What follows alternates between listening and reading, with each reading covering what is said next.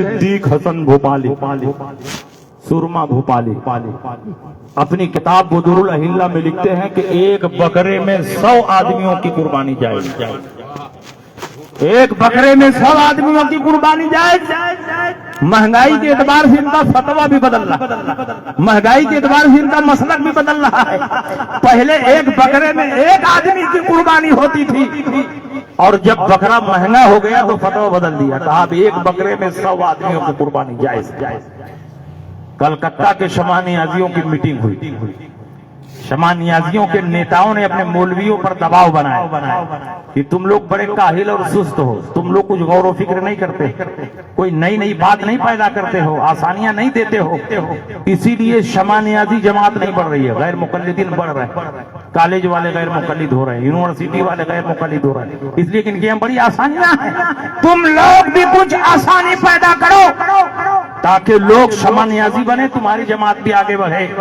تو شمع نیازیوں نے کلکتہ میں سیمینار کیا، 3 دن تک غور و فکر کیا، اور اس کے بعد فتویٰ جاری کیا کہ اگر ایک بکرے میں 100 آدمیوں کی قربانی جائز ہے تو ایک مرغے میں 7 آدمیوں کی قربانی جائز۔ اب بتائیے یہ لوگ جنتی ہو سکتے ہیں؟ ان کا فتویٰ بتا رہا ہے کہ یہ جنتی نہیں ہے، جہنمی۔ رسول پاک نے فرمایا سمنوا ضحایاکم فإنها علی الصراط مطایاکم، موٹے اور فربا جانوروں کی قربانی کرو، کیونکہ اسی قربانی کے جانور پر بیٹھ کر پل صراط پار کرنا ہے۔ جس جانور کی قربانی کرتے ہو موٹا ہونا چاہیے، فربا ہونا چاہیے، تندرست ہونا چاہیے، کیونکہ اسی قربانی کے جانور پر بیٹھ کر پل صراط پار کرو گے۔ اور بخاری کی دوسری حدیث میں نبی نے فرمایا پل صراط کے نیچے ہی جہنم ہے۔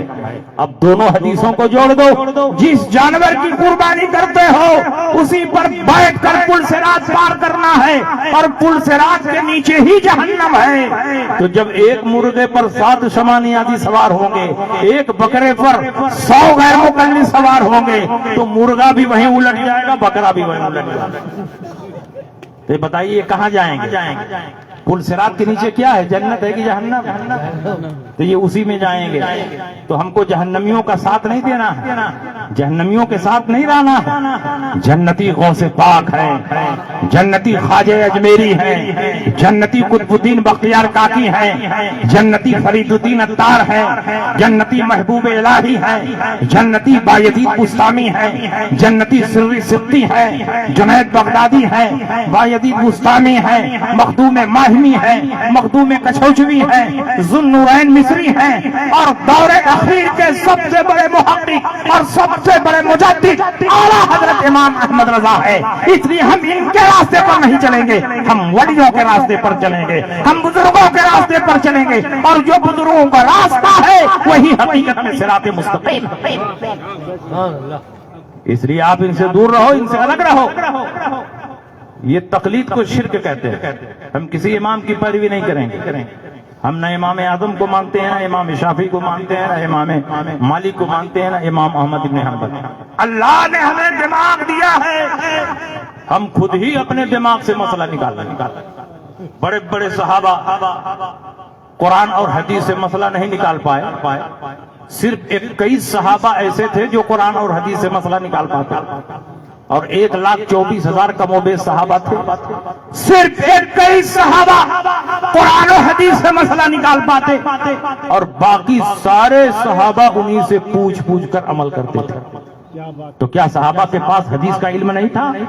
صحابہ کے پاس قرآن کا علم نہیں تھا؟ صحابہ کی مادری زبان میں قرآن کا نزول ہو رہا تھا، دن رات مشکات نبوت سے حدیثیں سن رہے تھے، حدیثوں کا خزانہ تھا، ذخیرہ تھا۔ اس کے باوجود بھی قرآن اور حدیث سے ڈائریکٹ ہر صحابی مسئلہ نہیں نکال پاتا۔ تو تمہاری کیا حیثیت ہے، اوقات ہے کہ تم ڈائریکٹ قرآن اور حدیث سے مسئلہ نکالو؟ تم عربی سمجھتے نہیں ہو، اور اگر ترجمے سے عربی سمجھ جاؤ تو صرف عربی سمجھ لینے سے کوئی قرآن اور حدیث کا مسئلہ نہیں نکال سکتا ہے۔ بڑے بڑے صحابہ جب نہ نکال سکے تو ہماری اور آپ کی کیا اوقات ہے کہ ہم قرآن اور حدیث سے مسائل کو نکال سکیں؟ کبھی کبھی قرآن اور حدیث میں ایسا ٹکراؤ ہو جاتا ہے کہ بڑے بڑے مفتی بھی حیران ہو جاتے ہیں کہ اس پر عمل کریں کہ اس پر عمل کریں۔ تو عام آدمی کیسے فیصلہ کر پائے گا؟ اس کو ایک مثال کے ذریعے سمجھو. نبی کی بارگاہ میں ایک صحابی آئے, انہوں نے پوچھا یا رسول اللہ روزے کی حالت میں اپنی بیوی سے مباشرت جائز ہے کہ ناجائز؟ مباشرت کا معنی شوہر اپنے برہنہ جسم کو بیوی کے جسم سے ٹچ کرے لیکن ہم بستری نہ ہو دخول نہ ہو, تو اس کو مباشرت کہتے ہیں. حضور نے فرمایا جائز. وہ صحابی چلے گئے. دوسرے صحابی آئے, انہوں نے پوچھا یا رسول اللہ روزے کی حالت میں اپنی بیوی سے مباشرت جائز ہے کہ ناجائز؟ نبی نے فرمایا ناجائز ہے, قریب بھی مت جانا. اب بتاؤ, سوال ایک ہے, سوال کی پوزیشن ایک ہے, سوال کی نوعیت ایک ہے, لیکن جواب دو طرح کا ارشاد ہو رہا ہے.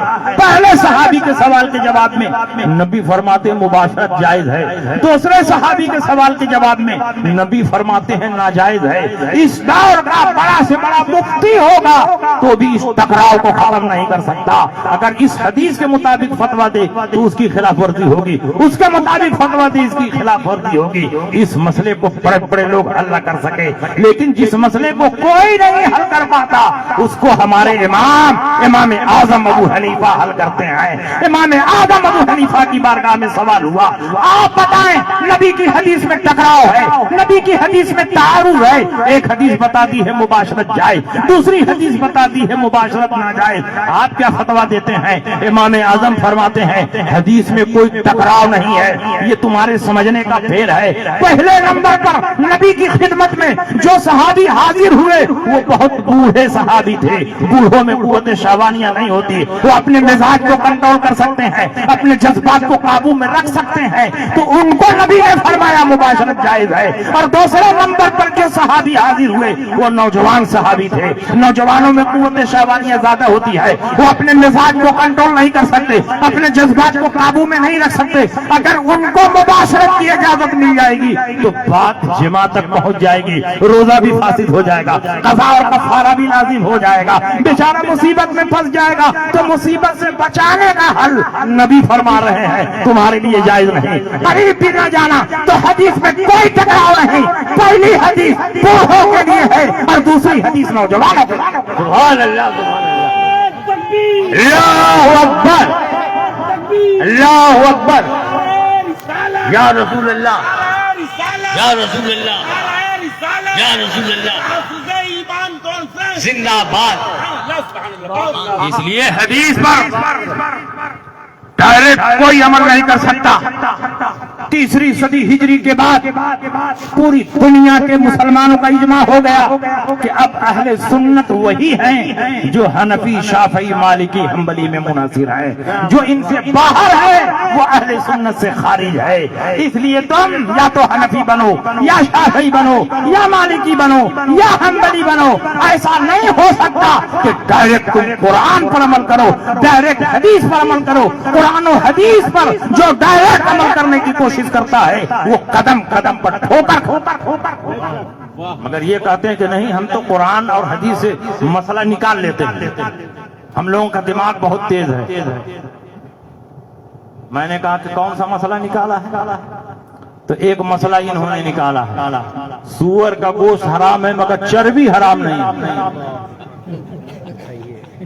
میں نے کہا کیوں, دلیل کیا ہے؟ کہا قرآن میں اللہ فرماتا ہے حرمت علیکم المیتۃ والدم ولحم الخنزیر. اللہ نے تمہارے اوپر مردار حرام کیا, اللہ نے تمہارے اوپر خون حرام کیا, اللہ نے تمہارے اوپر سور کا گوشت حرام کیا. تو اللہ نے گوشت کو حرام کیا ہے, آیت میں چربی کا کہاں ذکر ہے؟ اس لیے گوشت حرام رہے گا اور چربی حلال رہے. میں نے کہا کہ تم نے ٹھیک ہی مسئلہ نکالا ہے اپنے حساب سے.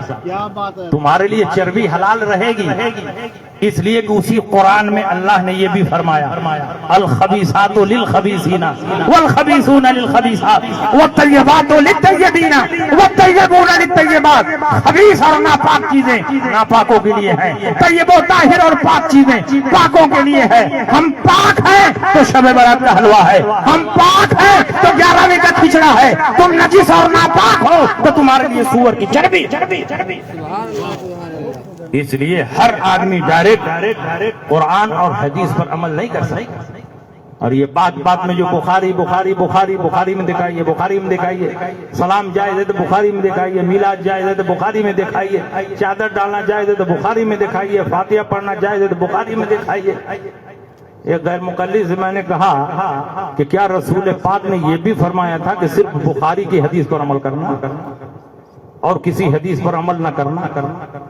حضور کے زمانے میں نہ بخاری شریف تھی نہ امام بخاری تھی، 3 صدی ہجری میں بخاری شریف لکھی گئی، تو کیوں بات بات پر بخاری میں دکھائیے، بخاری میں دکھائیے، بخاری میں دکھائیے؟ یہ کہو صحیح حدیث دکھائیے، صحیح حدیث جہاں ہوگی وہاں ہم عمل کریں گے، بخاری میں ہوگی وہ بھی قابل عمل ہے، اور بخاری کے علاوہ کسی اور کتاب میں ہوگی وہ بھی قابل عمل ہے۔ امام بخاری کو 1,00,000 صحیح حدیثیں یاد تھیں، لیکن بخاری شریف میں کل 8,500 حدیثیں ہیں، باقی صحیح حدیثیں کہاں چلی گئی؟ اس کا مطلب مسلم میں بھی صحیح حدیث ہے، ترمذی میں بھی ہے، ابو داؤد میں بھی ہے، نسائی میں بھی ہے، ابن ماجہ میں بھی ہے، مسند امام احمد بن حنبل میں ہے، تو جہاں جہاں صحیح حدیث ملے گی وہاں وہاں ہم عمل کریں گے۔ ہم نے امام بخاری کا کلمہ نہیں پڑھا ہے، ہم نے رسول اللہ کا کلمہ پڑھا ہے۔ جہاں جہاں نبی کی صحیح حدیث ہوگی وہاں وہاں ہم عمل کریں گے۔ میں نے کہا تم ہر مسئلے میں بخاری کی حدیث پر عمل کرتے ہو؟ تو کہا ہاں، ہر مسئلے میں ہم لوگ بخاری کی حدیث پر عمل کرتے ہیں۔ میں نے کہا بتاؤ کھڑے ہو کر پیشاب کرتے ہو کہ بیٹھ کر پیشاب کرتے ہو؟ تو کہا کہ بیٹھ کر پیشاب کرتے ہو۔ میں نے کہا پوری بخاری شریف میں بیٹھ کر پیشاب کرنے کی ایک بھی حدیث دکھاؤ۔ بخاری شریف میں 3 حدیث ہے اور تینوں حدیث میں کھڑے ہو کر پیشاب کرنے کا ذکر ہے۔ حضرت امام بخاری نے ہیڈنگ لگائی ہے، باب البول قائما وقائدا، بیٹھ کر اور کھڑے ہو کر پیشاب کرنے کا بیان، یہ امام بخاری کی ہیڈنگ ہے۔ 3 حدیث ذکر کی ہے حذیفہ ابن الیمان کی، اور تینوں حدیثوں میں کھڑے ہو کر پیشاب کرنے کا ذکر ہے۔ تو کیا دنیا کا کوئی مسلمان کھڑے ہو کر پیشاب کرے گا؟ لیکن بخاری شریف میں کھڑے ہو کر پیشاب کرنے کا ذکر ہے۔ بخاری میں جو حدیث ہے وہ سن لیجئے، اتى النبی صلی اللہ علیہ وسلم سباتۃ قوم فبال قائما وتوضأ ومسح على ناصیتہ، حضور علیہ السلام قوم کے بھور کے پاس آئے، کھڑے ہو کر پیشاب کیا، پانی منگایا، وضو فرمایا اور اپنی پیشانی کے اگلے حصے پر مسح کیا۔ تو یہاں کھڑے ہو کر پیشاب کرنے کا ذکر ہے۔ دنیا کا کون مسلمان ہے جو بخاری کی اس حدیث پر عمل کرنے کے لیے تیار ہو؟ میں نے کہا بتاؤ تم کیوں بیٹھ کر پیشاب کرتے ہو؟ تم کو تو کھڑے ہو کر پیشاب کرنا چاہیے، کیونکہ بخاری میں کھڑے ہو کر پیشاب کرنے کا ذکر ہے، اور اپنی مسجدوں میں بیٹھ کر پیشاب کرنے والا سسٹم کیوں بناتے ہو؟ کھڑے ہو کر پیشاب کرنے والا سسٹم بنانا چاہیے۔ ہم لوگ بخاری کے پابند نہیں ہیں، دوسری حدیثوں پر بھی نظر ڈالتے ہیں۔ بخاری میں تو یہ ہے، لیکن دوسری حدیثوں میں حضرت عائشہ صدیقہ کی ایک حدیث ہے جو اس سے زیادہ مضبوط ہے۔ حضرت عائشہ صدیقہ فرماتی ہیں من حدثکم ان النبی صلی اللہ علیہ وسلم کان یبول قائما فلا تصدقوه فما کان یبول الا قائدا، جو نبی صلی اللہ علیہ وسلم کے بارے میں یہ حدیث بیان کرے کہ نبی کھڑے ہو کر پیشاب کرتے تھے، اس کی بات نہ ماننا۔ میرے سرکار نے جب جب پیشاب کیا ہے بیٹھ کر پیشاب کیا ہے، کبھی کھڑے ہو کر پیشاب نہیں کیا۔ بیوی سے زیادہ بہتر کون جانتا ہے؟ گھر میں نبی کی زندگی گزرتی تھی، کئی رکعت تہجد پڑھتے تھے، کئی رکعت وتر پڑھتے تھے، نبی کیسے پیشاب کرتے تھے، نبی کیسے غسل کرتے تھے، یہ گھر کی ازواج پاک جتنا بہتر بتائیں گی باہر کے صحابہ نہیں بیان کریں گے۔ حضرت عائشہ فرماتی ہے نبی نے جب جب پیشاب کیا ہے بیٹھ کر پیشاب کیا ہے، کبھی کھڑے ہو کر پیشاب نہیں کیا۔ لیکن الحمدللہ ہم لوگ اہل حدیث نہیں ہیں کہ ایک حدیث پکڑ لیں باقی سب چھوڑ دیں، ہم اہل سنت ہیں۔ جب 2 حدیثوں میں ٹکراؤ ہوتا ہے تو ہم یہ دیکھتے ہیں کہ اس میں سنت کیا۔ بخاری میں کھڑے ہو کر پیشاب کرنے کا ذکر ہے، شارحین حدیث کی کتابوں کو دیکھا تو انہوں نے اس کا مطلب بتا دیا ہے کہ نبی کے پاؤں میں ایک بار چوٹ لگ گئی تھی اور نبی بیٹھ کر پیشاب کرنے پر قادر نہیں تھے، تو نبی نے اپنی امت کا خیال فرمایا، نبی نے امت پر رحمت کا دروازہ کھولا۔ یاد کرو اگر نبی نے ایسے موقع پر کھڑے ہو کر چند مرتبہ پیشاب साथ न किया होता और आपका एक्सीडेंट होता, पाँव फ्रैक्चर कर जाता, उसमें प्लास्टर लगता और आप बैठ कर पेशाब नहीं कर पाते तो कैसे पेशाब करते? यहाँ के लिए नबी ने वो अमल बताया है कि जब मजबूरी हो, कोई तकलीफ हो, कोई परेशानी हो तो खड़ा होकर पेशाब करना भी जायज है, लेकिन जब कोई उज्र ना हो, कोई परेशानी ना हो, कोई तकलीफ ना हो तो बैठ कर पेशाब करना, यही रसूलुल्लाह की सुन्नत है। जो हजरत आयशा बयान कर रही है वो रसूलुल्लाह की सुन्नत बयान कर रही है, और जो बुखारी में हदीस है वो हालत उज्र की हदीस है, हालत मजबूरी की हदीस है। मजबूरी में वो भी जायज है, तो आप जायज पर अमल करोगे कि सुन्नत पर अमल करोगे? हम अहले सुन्नत हैं, इसलिए नबी की सुन्नत पर अमल। बात बात पर बुखारी में दिखाइए, बुखारी में दिखाइए, बुखारी में दिखाइए। मैंने कहा कि तुम लोग सीने पर हाथ बांधते हो, हमसे तो बात बात पर बुखारी के हदीस का मुतालबा करते। हम बुखारी के अलावा भी कई किताबों की आजादी देते हैं। बुखारी में दिखाओ, मुस्लिम में दिखाओ, तिरमिजी में दिखाओ, अबू दाऊद में दिखाओ, नसई में दिखाओ, इब्ने माजा में दिखाओ, मुस्नद इमाम अहमद इब्ने हंबल में दिखाओ, इन सारी किताबों में दिखाओ कहाँ लिखा है कि मर्दों को नमाज में सीने पर हाथ बांधना चाहिए। पूरी दुनिया गैर मुकल्लिदियत को मेरा खुला हुआ चैलेंज है, अगर सिहाए सित्ता में सीने पर हाथ बांधने की एक भी हदीस दिखा दे तो मैं 1 लाख रुपया इनाम देने के लिए तैयार।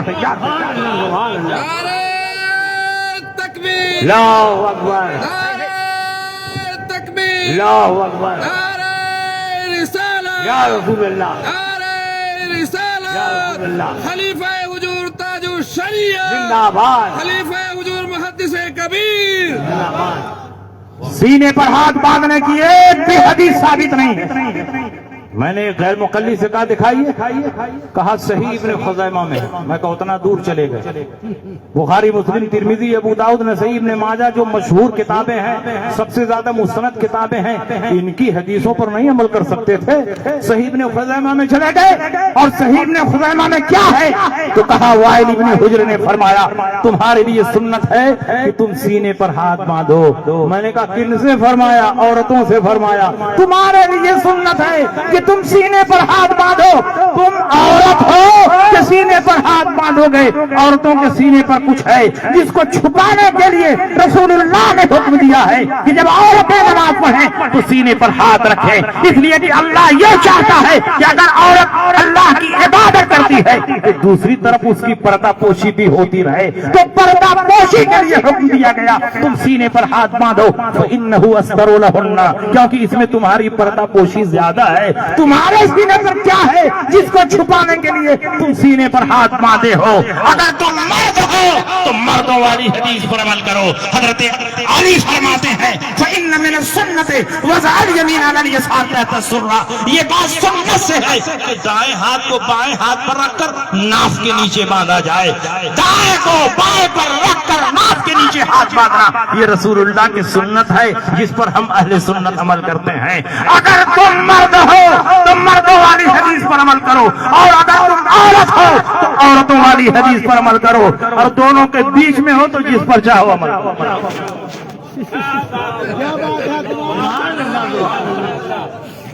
इसलिए ये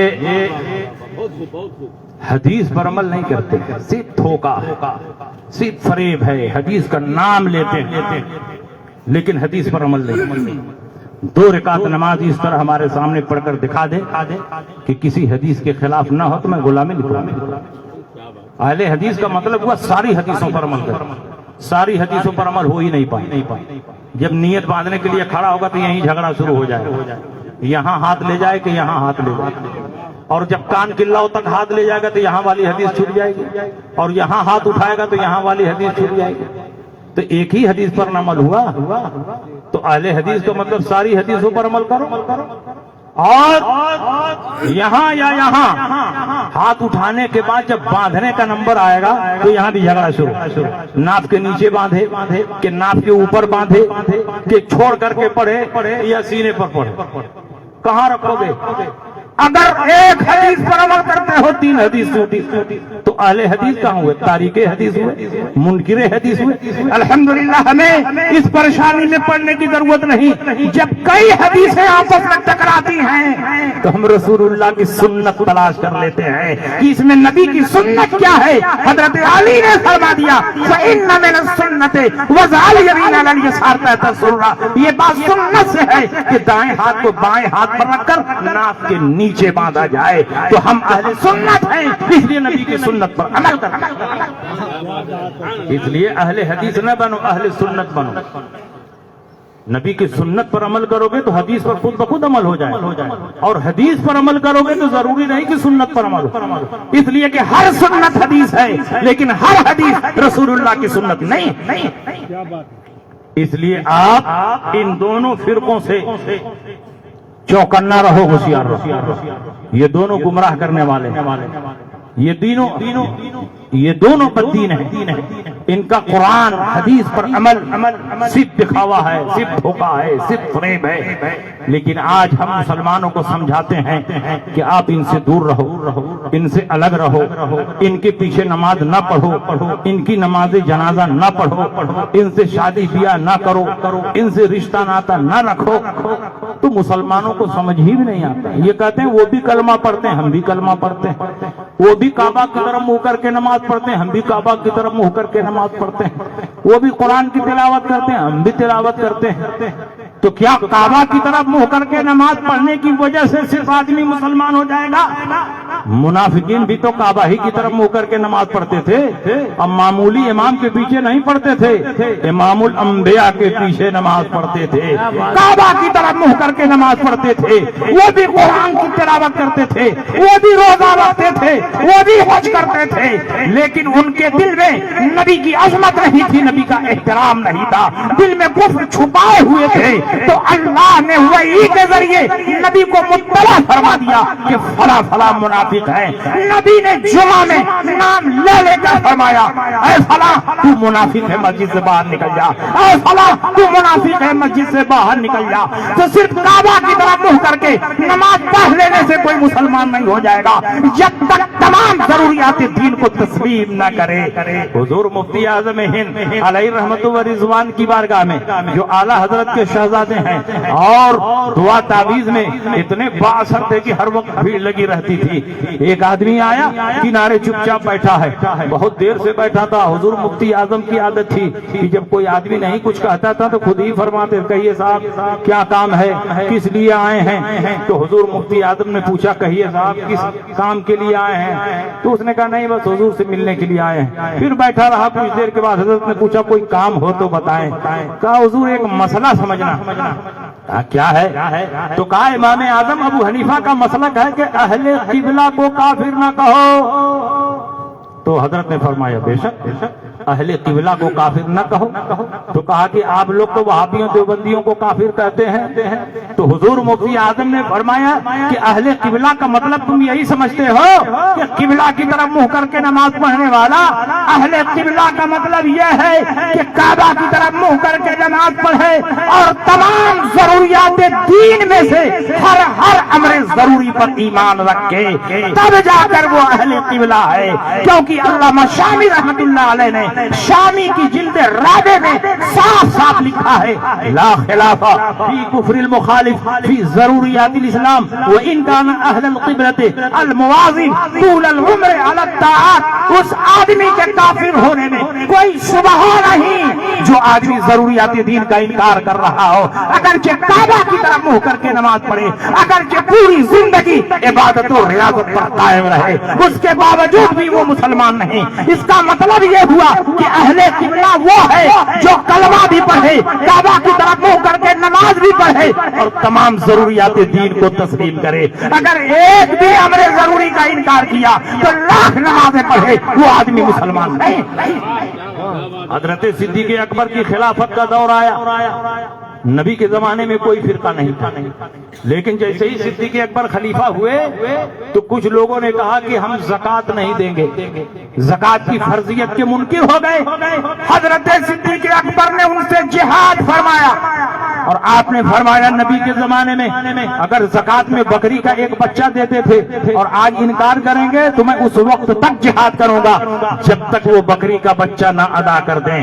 حضرت عمر نے کہا آپ کیسے جہاد کریں گے، وہ تو کلمہ پڑھتے ہیں۔ حضرت صدیق اکبر نے فرمایا نبی اکرم صلی اللہ علیہ وسلم کی یہ حدیث تم کو معلوم ہے، من قال لا الہ الا اللہ فقد دخل الجنہ، جس نے لا الہ الا اللہ کہہ دیا وہ جنتی ہے، لیکن یہ حدیث نہیں معلوم ہے من قال لا الہ الا اللہ فقد عصم منی مالہ و دماءہ الا بحق الاسلام، جس نے لا الہ الا اللہ پڑھ لیا اس کی جان محفوظ ہے، اس کا مال محفوظ ہے، لیکن حق کے اسلام آ جائے گا تو اس کی جان بھی لی جائے گی، مال بھی لیا جائے گا۔ زکوٰۃ حق کے اسلام ہے، اس لیے جو زکوٰۃ دینے سے انکار کرے اس سے مال لیا جائے گا، اور اگر انکار کرتا ہے تو اس سے جہاد کیا جائے گا۔ میں پوچھتا ہوں منکرین زکوٰۃ کیا کلمہ نہیں پڑھتے تھے؟ کیا کعبہ کی طرف منہ کر کے نماز نہیں پڑھتے تھے؟ کیا قرآن کی تلاوت نہیں کرتے تھے؟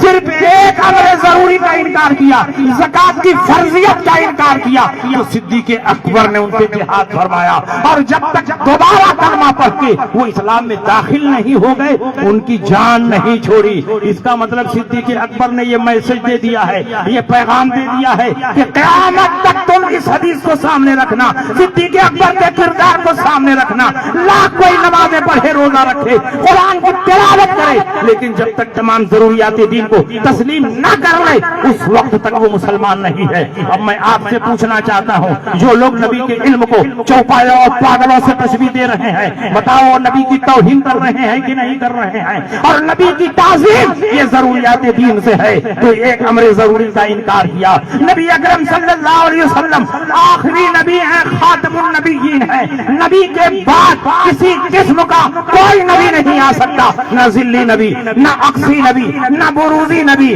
نہ بذات نبی، نہ بالطبع نبی، کسی قسم کا کوئی نبی آ ہی نہیں سکتا۔ جو اپنی کتاب میں لکھے کہ نبی کے بعد بھی کوئی نبی پیدا ہو جائے تو آپ کی خاتمیت میں کوئی فرق نہیں پڑے گا، کیا ایسا آدمی مسلمان ہو سکتا ہے؟ ہرگز نہیں۔ شفا شریف میں لکھا ہے من لم یعرف ان محمد صلی اللہ علیہ وسلم آخر الانبیاء فلیس بمسلم لانہ من الضروریات، جس کا یہ عقیدہ ہو کہ حضور آخری نبی نہیں ہے، ان کے بعد بھی کوئی نبی آ سکتا ہے، وہ مسلمان نہیں ہے، اس لیے کہ نبی کو آخری نبی ماننا یہ ضروریات دین میں سے۔ جو نبی کے علم کو چوپایوں اور پاگلوں سے تشبیہ دے وہ بھی مسلمان نہیں، اور جو شیطان اور ملک الموت کے علم کو نبی سے بڑھا دے وہ بھی مسلمان نہیں ہے۔ نبی کے علم کو گھٹانے والا نبی کی توہین کرنے والا ہے۔ من قال فلان عالم منہ صلی اللہ علیہ وسلم فهو صاب حکمہ حکم الصاب، جس نے یہ کہہ دیا کہ فلاں کا علم نبی سے زیادہ ہے اس نے نبی کو گالی دے دی، اور اس کا حکم وہی ہے جو نبی کو گالی دینے والے کا حکم ہے۔ جو نبی کے میلاد کو کنہیا کے جنم دن سے تشبیہ دے اور سامنے کھانا رکھ کر فاتحہ پڑھنے کو وید پڑھن سے تعبیر کرے، کیا ایسے لوگ مسلمان ہو سکتے ہیں؟ لاکھ نمازیں پڑھے، روزہ رکھیں، قرآن کو تلاوت کریں، مسجدیں بنائیں، مدرسہ بنائیں، لیکن جب تک تمام ضروریات دین کو تسلیم نہیں کر لیتے اس وقت تک یہ مسلمان نہیں۔ تو بتائیے ایسے لوگوں سے دور رہنا چاہیے کہ نہیں رہنا چاہیے؟ نبی اکرم صلی اللہ علیہ وسلم نے فرمایا وَإِن مَرِضُوا فَلَا تَعُودُوهُمْ، اگر یہ بیمار پڑ جائیں ان کی عیادت کو نہ جاؤ۔ وَإِن مَاتُوا فَلَا تَشْهَدُوهُمْ، یہ مر جائیں تو ان کے جنازے میں شرکت نہ کرو۔ لَا تُصَلُّوا عَلَيْهِمْ وَلَا تُصَلُّوا مَعَهُمْ، نہ ان کے ساتھ نماز پڑھو، نہ ان کے پیچھے نماز پڑھو، نہ ان کی نماز جنازہ پڑھو۔ وَلَا تُوَاكِلُوهُمْ وَلَا تُشَارِبُوهُمْ وَلَا تُنَاكِحُوهُمْ وَلَا تُجَالِسُوهُمْ، ان کے ساتھ شادی بیاہ نہ کرو، ان کے ساتھ اٹھک بیٹھک نہ کرو، ان کے ساتھ کھانا پینا نہ کرو۔ فَإِيَّاكُمْ وَإِيَّاهُمْ لَا يُضِلُّونَكُمْ وَلَا يَفْتِنُونَكُمْ، تم ان سے دور رہو، ان سے الگ رہو، کہیں ایسا نہ ہو کہ تم کو گمراہ کر دیں اور تم کو فتنے میں مبتلا کر دیں. آپ کو ہم سمجھاتے ہیں, علماء اہل سنت سمجھاتے ہیں, لیکن آپ سمجھنے کے لیے تیار نہیں. ہماری تبلیغ میں بھی آتے ہیں, ان کے جلسے میں بھی جاتے ہیں, ہمارے پیچھے بھی نماز پڑھ لیتے ہیں, ان کے پیچھے بھی نماز پڑھ لیتے ہیں, ہمارے مدرسوں میں بھی آتے ہیں, ان کے مدرسوں میں بھی چلے جاتے ہیں, ہمارے دسترخوان پر بھی آتے ہیں, ان کے دسترخوان پر بھی چلے جاتے ہیں.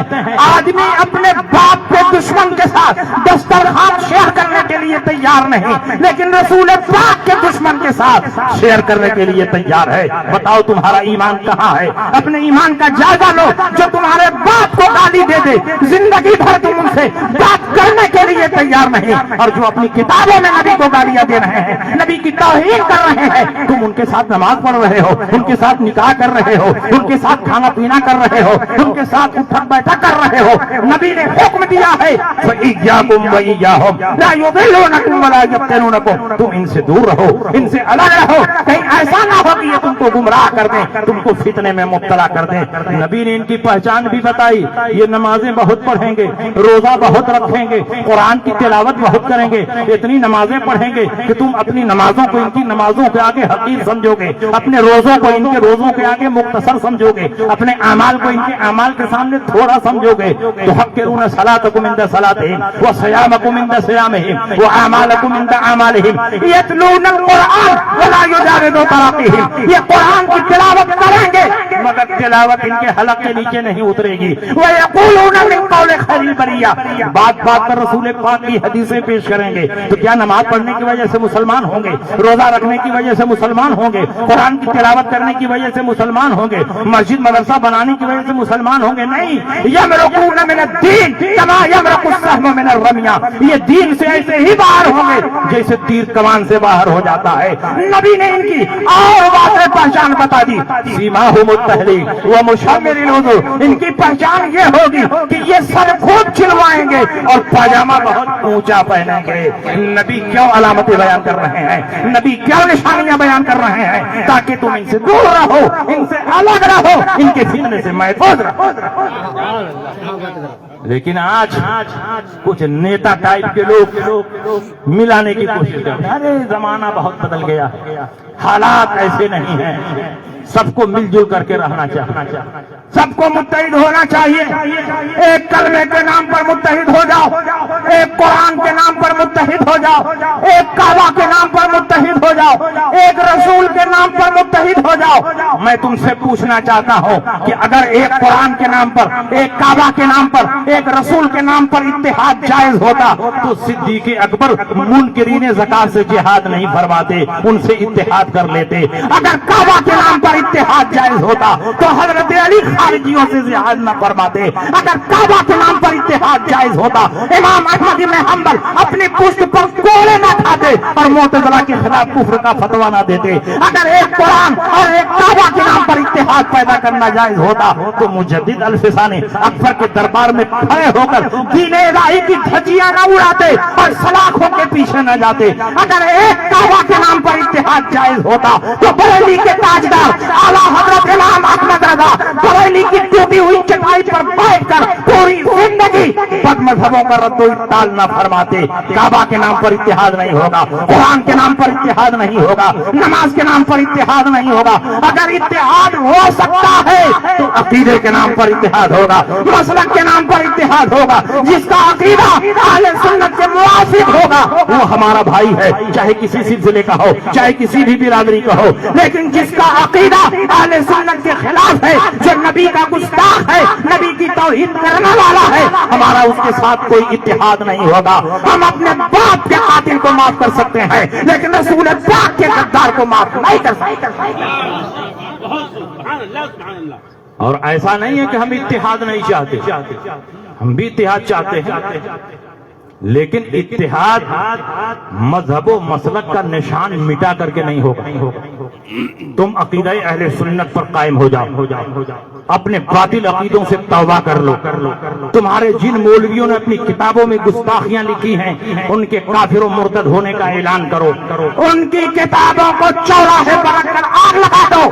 سب سے پہلے ہم تم کو گلے لگانے کے لیے تیار ہیں, لیکن ایسا نہیں ہو سکتا کہ نبی کی توہین بھی کرو اور ہمارے दस्तरखान पर बैठकर खाते नजर आओ, नबी की गुस्ताखी भी करो और हमारे घर रिश्ता जोड़ते हुए नजर आओ। हम नबी के गुस्ताख को किसी भी कीमत पर माफ नहीं कर सकते। अपने बाप की तौहीन करने वालों को माफ किया जा सकता है, लेकिन नबी की तौहीन करने वालों को किसी कीमत पर माफ नहीं किया जा सकता। सुभान अल्लाह, सुभान अल्लाह। और सुनिए, आज कुछ लोग अखलाक की दुहाई देते हैं, मुरुव्वत की दुहाई देते हैं। आला हजरत अजीमुल बरकत के यहाँ एक शिया आला हजरत का नाम सुनकर मिलने के लिए आ गया। आला हजरत के मझले भाई, उनका नाम मौलाना मोहम्मद रजा, हैदराबाद से वो शिया आया था इमाम अहमद रजा का नाम सुनकर मिलने के लिए। मौलाना मोहम्मद रजा आए, आला हजरत से कहा कि सिर्फ आपका नाम सुनकर हैदराबाद से आ रहा है, अखलाकन तवज्जो फरमा लीजिए, उसका दिल रखने के लिए बात कर लीजिए। अभी आला हजरत से इतना कह ही रहे थे कि वो शिया अंदर आ गया, बैठक में आ गया, सामने कुर्सी रखी हुई थी। आला हजरत ने उसकी तरफ कोई तवज्जो ही नहीं, कुर्सी खाली थी, उसको बैठने के लिए नहीं। कुछ देर तक वो खड़ा रहा और देखा कि आला हजरत ने कोई तवज्जो नहीं की तो बाहर चला गया। मौलाना मोहम्मद रजा ने बाहर उसको छोड़ करके और फिर आला हजरत के पास आकर कहा कि कम से कम अखलाकन ही बात कर लिए होते तो क्या हर्ज। आला हजरत जलाल में आ गए, कहा जो मैंने किया है यही सहाबा का अखलाक है, यही सहाबा ने हमें तालीम दी है। क्या तुमको ये रिवायत नहीं मालूम? हजरत उमर इब्ने खत्ताब मस्जिद नबवी शरीफ से नमाज पढ़ाकर बाहर आ रहे थे, रास्ते में एक मुसाफिर मिला, उसने कहा कई दिन का मैं भूखा हूँ, मुझे खाना खिला दीजिए। तो इंसानियत की वजह से, गुर्बत इफ्लास की वजह से, मुसाफरत की वजह से हजरत उमर ने अपने खादिम से कहा इसको साथ लाओ और घर में खाना खिलाओ। उसको साथ लाया गया। उमर ने फरमाया इसके सामने दस्तरखान बिछाओ, दस्तरखान बिछाया गया, खाना रख दिया गया और वो आदमी बैठकर खाने लगा। खाने के दौरान कुछ गुमराही और बददीनी की बात उसकी जबान से निकली तो हजरत उमर ने कहा खाना हटा दो और इसका कान पकड़कर बाहर कर दो, क्योंकि जिसके मुंह से गुमराही की बात निकल रही है वो इस लायक नहीं है कि अपने दस्तरखान पर बैठाकर इसको खाना खिलाया जाए। हजरत उमर ये खुलफाए राशिदीन में से है, उनकी राय के मुताबिक कुरान में 26 जगहों पर आयत करीमा का नुज़ूल हो गया है। क्या तुम कहोगे कि हजरत उमर बद अखलाक थे? क्या तुम कहोगे कि हजरत उमर के अंदर मुरुव्वत और शराफत नहीं थी? हजरत उमर ने नबी की बारगाह में रहकर यही अखलाक सीखा था कि नबी की शान में गुस्ताखी करने वालों के साथ किसी किस्म का कोई भी ख्याल और कोई लिहाज नहीं होना चाहिए। हजरत उमर इब्ने खत्ताब ने जो मिसाल पेश की है ये हम सब लोगों के लिए दर्स इबरत। हजरत इमाम मोहम्मद इब्ने सीरीन जलीलुल कद्र ताबई, बल्कि ताबईन के इमाम हैं। हजरत इमाम मोहम्मद इब्ने सीरीन की खिदमत में दो बदमज़हब आए। एक ने कहा हुजूर मैं कुरान सुनाना चाहता, आपने फरमाया मैं सुनने के लिए तैयार नहीं। दूसरे ने कहा हुजूर मैं हदीस सुनाना चाहता, आपने फरमाया मैं सुनने के लिए तैयार नहीं। बहुत देर तक सिफारिश करते रहे, मस्का पालिश लगाते रहे। हजरत इमाम मोहम्मद इब्ने सीरीन को जलाल आ गया। आपने फरमाया ला तक़ूमन्ना अन्नी औ ला अक़ूमन्ना, ये दारमी की हदीस है, या तो तुम लोग यहाँ से उठकर चले जाओ या मैं ही यहाँ से उठकर चला जाता हूँ। जब जलाल दिखाया तो दोनों उठकर चले गए। आपके मुरीदीन ने कहा हुजूर अगर कुरान सुना रहे थे, हदीस सुना रहे थे, सुन लेते तो हरज क्या था? इमाम मोहम्मद इब्ने सीरीन का जवाब सुनो। आप फरमाते हैं कि ये दोनों गुमराह और बदमज़हब थे। अगर कुरान और हदीस सुनाते और उसका गलत मतलब बताते और वही मतलब मेरे दिल में बैठ जाता तो मेरा ईमान भी बर्बाद हो जाता, मेरा अकीदा भी लूट जाता। इसलिए अपने अकीदे की हिफाजत के लिए जरूरी है कि बदमज़हबों के मुंह से न कुरान सुना जाए न हदीस रसूल सुनी जाए। इमाम मोहम्मद इब्ने सीरीन का ईमान इतना कमजोर नहीं था, पहाड़ की मजबूत चट्टान की तरह ठोसता, फिर भी अपने दीनों ईमान की हिफाजत के लिए कितना ख्याल फरमा रहे हैं, कितना लिहाज फरमा रहे हैं। और हमारा ईमान मोम की तरह नरम नाजुक है, जो आता है ठप्पा मारकर चला जाता है। और हम खुशफहमी में मुब्तला हैं कि उनके पीछे नमाज पढ़ने से क्या होता है, उनकी तबलीग में जाने से क्या होता है, उनके साथ खाने से क्या होता है। बदमज़हबों की सोहबत ईमान वालों के लिए ज़हर कातिल है। अगर तुम अपने ईमान की सलामती चाहते हो तो अल्लाह रसूल के दुश्मनों से दूर रहो। मगर कुछ लोग कहते नहीं, अब इत्तेहाद होना चाहिए। जो लोग बद मजहबों के साथ इत्तेहाद की वकालत कर रहे हैं, वो हलवा और गोबर को एक करना चाहते हैं। और हलवा और गोबर को जब एक किया जाएगा तो नुकसान हलवे ही का होगा, गोबर का कुछ नुकसान नहीं। हलवा जो पहले दस्तरखान की जीनत था, मेहमान की मेहमान नवाजी का जरिया था, किसी की जियाफत का सामान था, किसी को खुश करने का जरिया और वसीला था। जैसे ही गोबर के साथ टच हुआ, आपने उस हलवे को दस्तरखान से उठाकर कूड़ादान में फेंक दिया। गोबर का क्या नुकसान हुआ, उसको तो पहले ही से कूड़ादान में जाना था। हलवे से टच होने के बाद भी कूड़ादान ही में पहुंचा। नुकसान तो हलवे का हुआ, पहले वो दस्तरखान पर था, इज्जत की जगह में था, लेकिन जैसे ही गोबर के साथ टच हुआ, इज्जत की जगह से जिल्लत की जगह में पहुंच गया। नुकसान हलवे का हुआ। इसलिए अगर तुम इनके साथ इत्तेहाद करोगे तो इनका कुछ नुकसान नहीं होगा, क्योंकि इनके पास बर्बाद होने के लिए कुछ है ही नहीं है। क्या बर्बाद होगा? तुम्हारे सीने में ईमान का कीमती सोना मौजूद है। अगर उस सोने की हिफाजत करना चाहते हो, अगर उस दौलत की हिफाजत करना चाहते हो, तो बदमज़हबों से दूर रहो। बदमज़हबों की सोहबत ईमान वालों के लिए ज़हर कातिल है। ये नबी का पैगाम है। फइय्याकुम व इय्याहुम ला युदिलूनकुम व ला यफ्तिनूनकुम। तुम इनसे दूर रहो, इनसे अलग रहो, कहीं ऐसा ना हो कि गुमराह कर दें और तुमको फितने में मुब्तला कर दें। और जो नबी ने फरमाया यही तो अल्लाह ने फरमाया, ला तजिदु कौमन युमिनून बिल्लाहि वल यौमिल आखिर युवादून मन हादल्लाह व रसूलहु वलौ कानू आबाअहुम औ अबनाअहुम औ इख्वानहुम औ अशीरतहुम उलाइका कतबा फी कुलूबिहिमुल ईमान व अय्यदहुम बिरूहिन मिनहु। ऐ नबी, आप नहीं पाएंगे ऐसे लोगों को जो अल्लाह पर, यौम आखिरत पर ईमान रखते हैं, वो अल्लाह और रसूल के दुश्मनों से दोस्ती कर ले, ऐसा नहीं होगा। वो दुश्मन अपना बेटा क्यों ना हो, अपना बाप क्यों ना हो, अपना भाई क्यों ना हो, अपने कुंबे और कबीले का क्यों ना हो, जो लोग अल्लाह और रसूल के दुश्मनों से दोस्ती नहीं करते, नफरत करते हैं, ये वो मुसलमान हैं कि उनके दिलों में अल्लाह ने ईमान को जमा दिया है और रूहुल कुद्स के जरिए उनकी ताईद और हिमायत की है। इसलिए जो अल्लाह और रसूल के दुश्मनों से दोस्ती करे वो मुसलमान नहीं हो सकता। जो पैगाम अल्लाह ने दिया, जो पैगाम रसूलुल्लाह ने दिया, जो पैगाम सहाबा ने दिया, वही पैगाम आला हजरत इमाम अहमद रज़ा ने दिया। दुश्मन अहमद की शिद्दत कीजिए, मुल्हिदों की क्या मुरव्वत कीजिए, काज में जल जाए बेदीनों के दिल, या रसूल अल्लाह की कसरत कीजिए चर्चा उन्हीं का सुबह शाम, जाने काफिर पर कयामत कीजिए, मिसले सारी ज़ल्ज़ले हो नज़्र में जिक्र आयात विलादत कीजिए, और शिर्क ठहरे जिसमें ताज़ीम हबीब, उस बुरे मजहब पे लानत। अब बताइए, बद मजहबों से दूर रहेंगे कि नहीं रहेंगे? कितने लोग दूर रहेंगे? हाथ उठाएं। अल्लाह और रसूल की महफिल में वादा कर रहे हैं, इस वादे को अल्लाह भी देख रहा है और रसूलुल्लाह भी हाजिर और नाजिर हैं, वो भी देख रहे हैं। नबी की महफिल में तुमने वादा किया है, इसलिए तुम्हारी गर्दन कर सकती है, लेकिन रसूलुल्लाह के गुस्ताखों के साथ तुम्हारा कोई इत्तेहाद नहीं होना चाहिए। और यही मसलके आला, मसलके आला हजरत कोई नया मसलक नहीं, मसलके आला हजरत कोई पांचवा मसलक नहीं है, बल्कि सहाबा के मसलक का नाम मसलके आला हजरत है, ताबईन के मसलक का नाम मसलके आला हजरत है, गौसो ख्वाजा के मसलक का नाम मसलके आला हजरत है, औलियाए कामिलीन के मसलक का नाम मसलके आला हजरत है। मसलके आला हजरत कोई नया मसलक नहीं, दीने हक की पहचान का नाम मसलके आला हजरत।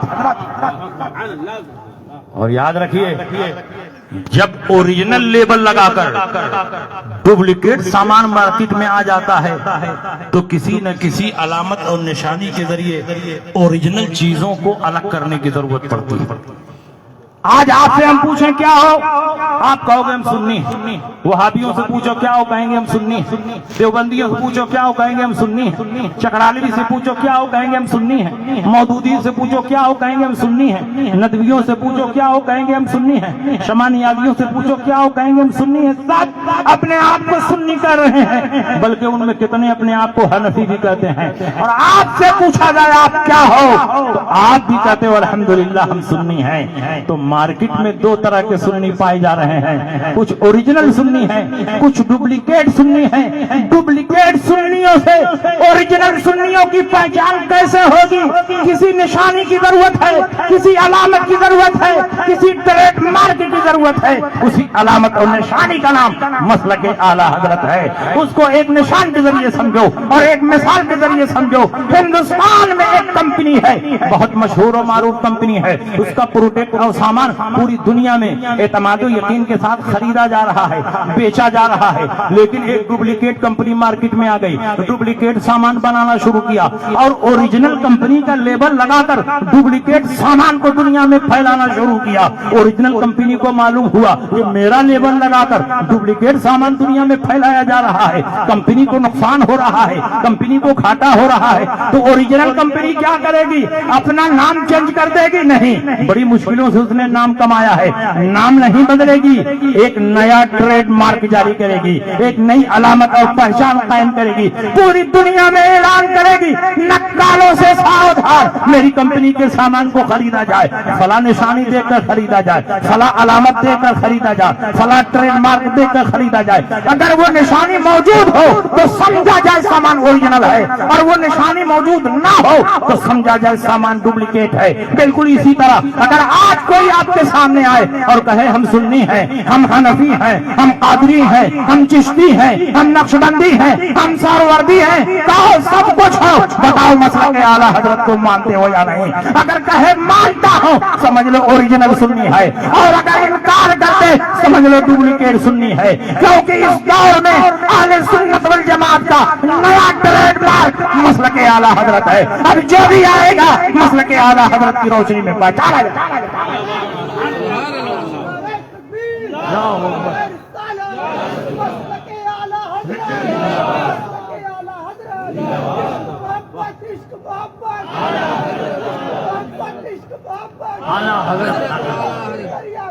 تاج الشریعہ، تاج الشریعہ زندہ باد۔ اور ایک آخری بات سن لیجئے، تقریر ختم ہو جائے۔ مسلک اعلیٰ حضرت جنت میں لے جانے والے راستے کا نام۔ مسلک اعلیٰ حضرت تمام باطل فرقوں سے امتیاز دلانے والے مسلک کا نام۔ کتاب کا نام ہے اکرام امام احمد رضا۔ اس کتاب کے مصنف مفتی برہان الحق صاحب جبل پوری علیہ الرحمہ جب اعلیٰ حضرت دوسری بار زیارت حرمین طیبین کے لیے تشریف لے گئے تو اس وقت ہم سنیوں کی حکومت وہاں قائم تھی، خلافت عثمانیہ قائم تھی، اور خلافت عثمانیہ کی طرف سے حرمین کو کنٹرول کرنے والے شریف مکہ تھے جو سنی صحیح العقیدہ عاشق رسول تھے۔ ان کی بارگاہ میں وہابیوں نے 5 سوال پیش کیا اور کہا آپ کا عقیدہ ہے کہ نبی غیب جانتے ہیں، تو ان 5 سوالوں کا جواب دے دیجئے۔ شریف مکہ نے مولانا صالح کمال کو بلایا، کہا کہ یہ پرچہ لے جائیے، اب 2 دن میں اس کا جواب لکھ کر لائیے، اور جواب اتنا پرفیکٹ ہونا چاہیے کہ کہیں سے انگلی رکھنے کی گنجائش نہ ہو۔ مولانا صالح کمال جو رئیس العلماء تھے، مکہ مکرمہ کے سب سے بڑے عالم تھے، وہ پرچہ لے کر آئے، اپنے گھر الماری میں رکھ دیا۔ اعلیٰ حضرت امام احمد رضا بھی حج کو گئے ہوئے تھے، اعلیٰ حضرت کو اطلاع ملی کہ وہابیوں کی طرف سے نبی کے علم غیب کو للکارتے ہوئے 5 سوالات پیش کیا گیا ہے۔ امام احمد رضا کیسے گوارا کر سکتے ہیں کہ نبی کے علم کو للکارا جائے اور احمد رضا خاموش بیٹھا رہے، احمد رضا کا قلم خاموش رہے؟ اعلیٰ حضرت امام احمد رضا اس موضوع پر لکھنے کے لیے بے چین ہے کہ مولانا صالح کمال کے گھر گئے، میلاد کی محفل چل رہی تھی، اعلیٰ حضرت پہنچے، علماء مکہ نے آپ کا اعزاز و اکرام کیا، اور مولانا صالح کمال نے کہا حضور جب آپ آ ہی گئے ہیں تھوڑی دیر تقریر فرما دیں تاکہ میلاد اختتام کو پہنچ جائے۔ اعلیٰ حضرت کھڑے ہوئے، عربی زبان میں 2 گھنٹہ مسلسل علم غیب مصطفیٰ پر تقریر فرماتے رہے، کتاب و سنت کے حوالے پیش کرتے رہے۔ علماء مکہ جھوم رہے ہیں، مولانا صالح کمال کے چہرے پر خوشی اور مسرت کے آثار نمایاں ہیں۔ جیسے ہی تقریر ختم ہوئی، الماری کھولا، پرچہ نکالا، کہا حضور اسی موضوع پہ ہم کو لکھنا تھا، جو آپ نے تقریر میں بیان کیا ہے اسی کو لکھ دیجئے، کتاب تیار ہو جائے گی۔ اعلیٰ حضرت نے فرمایا علم غیب مصطفیٰ پر جب احمد رضا کا قلم چلے گا تو پوری تحقیق کے ساتھ لکھا جائے گا۔ کہا حضور اتنا ٹائم نہیں، 2 ہی دن میں کتاب شریف مکہ کے دربار میں پیش کرنی ہے۔ اعلیٰ حضرت نے فرمایا 2 دن بہت ہے، احمد رضا چند گھنٹوں میں ایک ایسی کتاب